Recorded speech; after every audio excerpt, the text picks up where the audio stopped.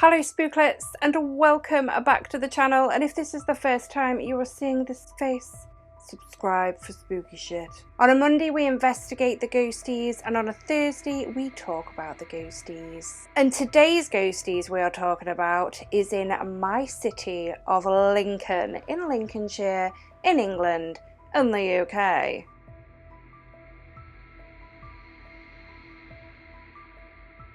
Now, Lincoln has a very bloody history past to it. Some very gruesome events happened here, from medieval beheadings, murders, and capital punishments. And this bloody past has led to some serious ghost sightings in this city. I personally haven't seen anything yet. I'm hoping for a level 35 in my own city would be amazing. But there are so many sightings and stories and haunted locations within this city. And we're going to talk about these locations today. But what do I always say?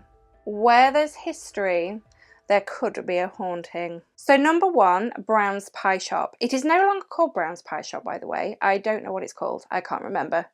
And I can't be bothered to get my phone, it's all the way in the other room. But it was Brown's Pie Shop, and it's known still today as Brown's Pie Shop. But Brown's Pie Shop was built in the 17th century and used to be a pub called the Fox and Hounds. It is said that a young boy called Humphrey haunts here. He's gave himself a bit of a name because he is quite mischievous, especially if he's feeling ignored.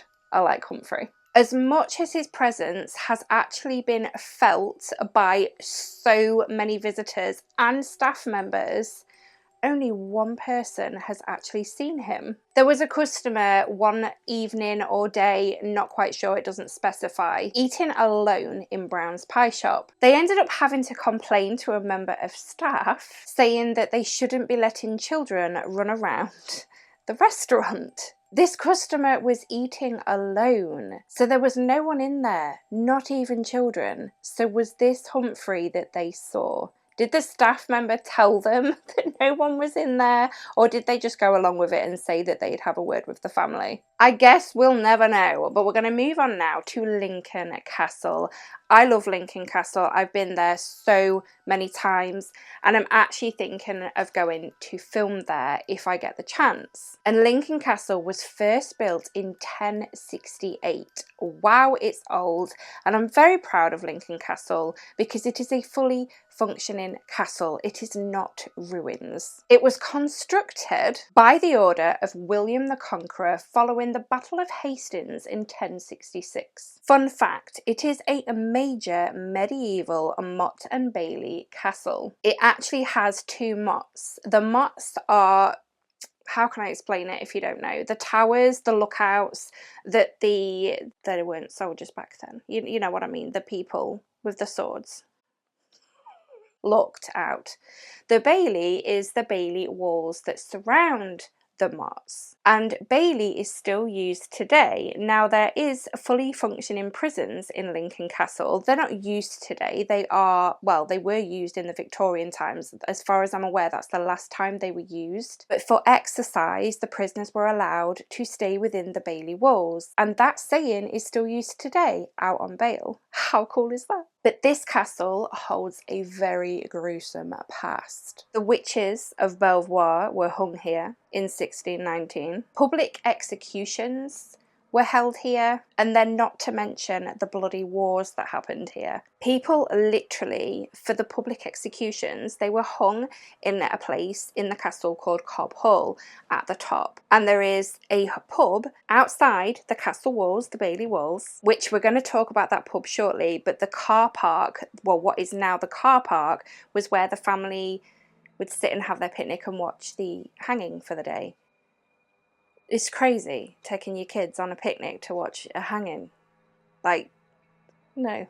The hauntings that happen here, the staff members, the stories of the staff members, but we're just going to talk about one ghost story, one sighting. It's a very famous one of Lincoln Castle, and it's the first story that always crops up if you look it up. And it's that of a horse rider, and he is from the time from when the first hangings happened at Lincoln Castle. He was friends with John Knox, who was a local lord, and he was believed he was wrongly sentenced. He tried to get to the castle in time to stop the hanging, to let them know that he was innocent, and he was too late. Which is really, really sad, but it's not his fault, and I hope he knows that. But he obviously doesn't, because again, trauma.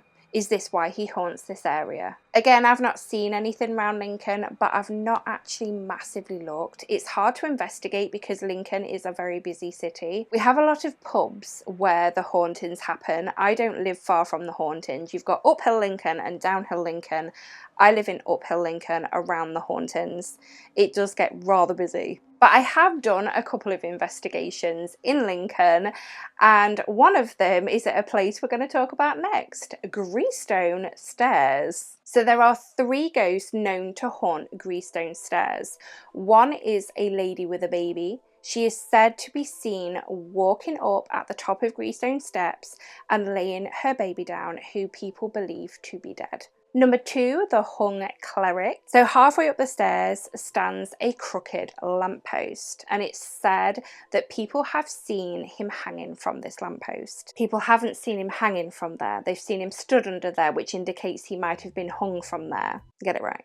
Number 3, St. Hugh's head. After St. Hugh's death, he was announced a saint, with his body being cut up and spread out over various cathedrals. I don't know why. But his head was left at Lincoln Cathedral in a chest with some treasures. But some thieves came in and stole the box of treasures, and they went to run down Greystone Stairs with this box of treasures, and the chest spilt out. The lid came open and everything started spilling out, including St. Hugh's head, which rolled down the stairs. People have said that they have heard something roll down the stairs behind them and even hit them on the back of their legs. That's pretty gross. I mean, the whole story is gross.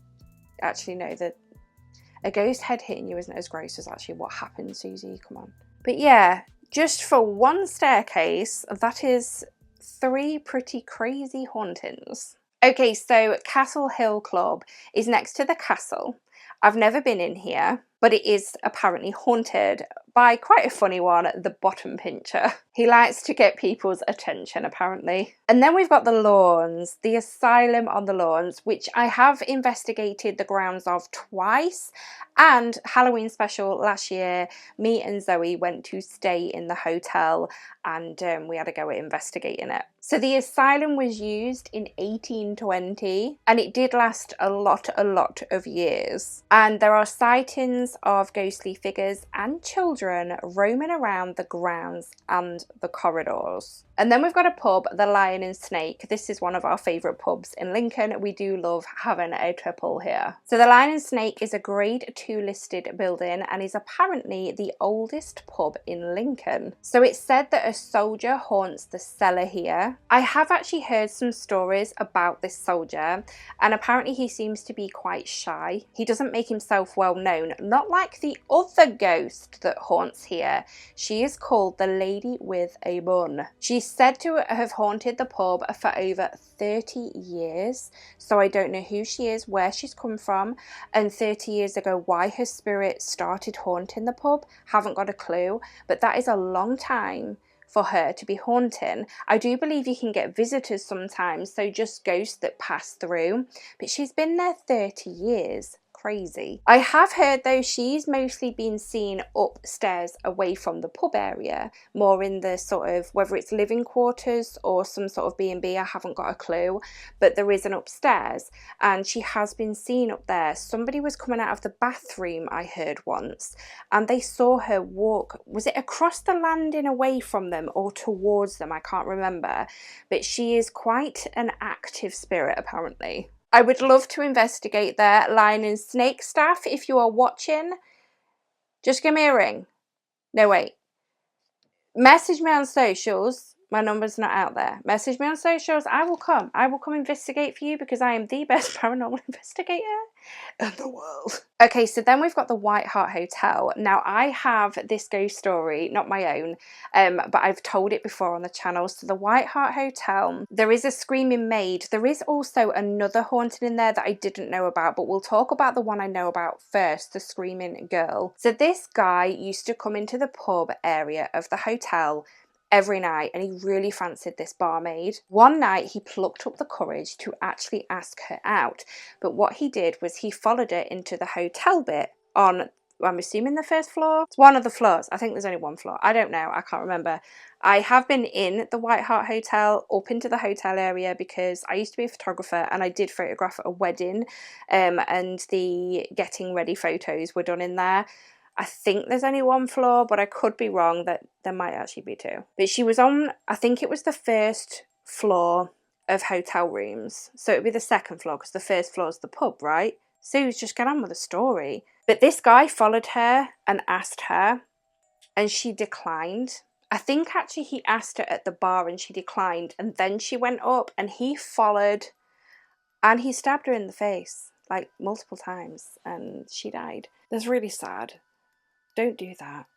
If someone says no, it's fine. There's more fish in the sea. I hate that saying, but I want that fish. But she's said to have actually been seen covering her face, bless her. It's a really, really sad story.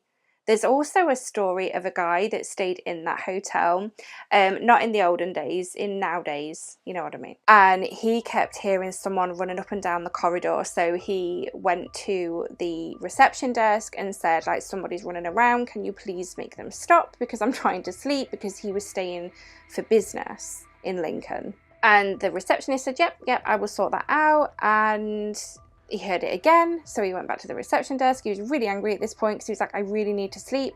The receptionist didn't have the heart to tell him that nobody was on that corridor that night. And not only that, his door handle was really going for it, and he was getting really annoyed by this point. But the receptionist, when he told her about this, also didn't know how to tell him that there isn't a door handle on the outside. So whatever it wasn't trying to get in, it was trying to get out. It really creeps me out. It gives me goosebumps every time. But there's also, in the White Hart, this is the one I didn't know about. She's called the Mop Cap Girl. She's a little girl. She's reportedly seen on the first floor, in the corner, murdered.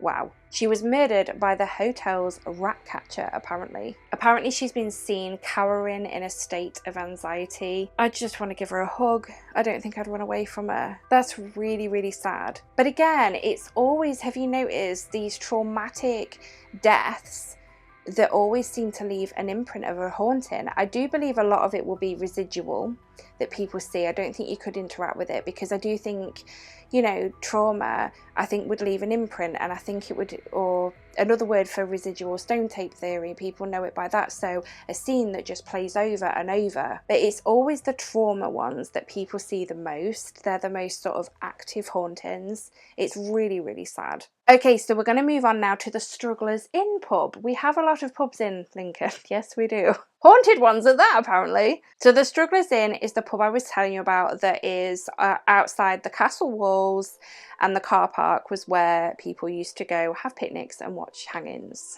Crazy, I know.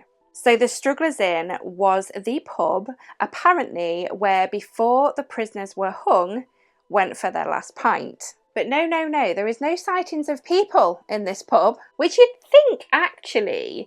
I bet there is some people that haunt there, because it's the last place that they had their last pint. They would have been quite happy just sat there in the moment having their last pint. So, I mean, they could have been, like, obviously really sad that they're getting hung, but they deserved it. Some people didn't, though. Some people were wrongly executed, and that's why I think they've stopped executions. It's crazy. In the UK, anyway. I don't think we execute. But the Strugglers Inn is haunted by a dog that belonged to a countryman. So the countryman was called William, and he was hung for killing a gamekeeper. It's said that his dog is still looking for his owner, and I have heard some stories that people have felt a dog brush past their legs and things like that, heard a dog, even seen the dog. But that is the haunting there. It is another place I would absolutely 100% love to investigate. Also, Lincoln was hit severely with the Black Death in 1349, and it really caused the population to decrease rapidly. We do actually have a Black Death pit where they would put the bodies in because they'd run out of graves. It's really sad. And I did investigate there once as well, which is right near Lincoln Cathedral. From war, murders, death punishments and disease, I do believe Lincoln holds a very haunting history. That is my city of Lincoln, spooklets. I love living here, hauntings aside. It is a beautiful city. We have a beautiful cathedral. The castle is amazing. If you ever come to Lincoln, you must visit these places. They're so worth it. Lincoln's worth seeing anyway. Cobblestone streets, everything, you know, uphill Lincoln has cobblestone streets that the Romans have built. There are Roman architecture ruins around Lincoln that you can see too. We do have a Lincolnshire museum, which is really cool. And Lincoln is the birthplace of the tank. Yes, how cool is that? Anyway, spooklets, I've kept you long enough. Thank you so much for keeping me company. You know I love your company, and I will speak to you all in my next video. But until then, sleep tight.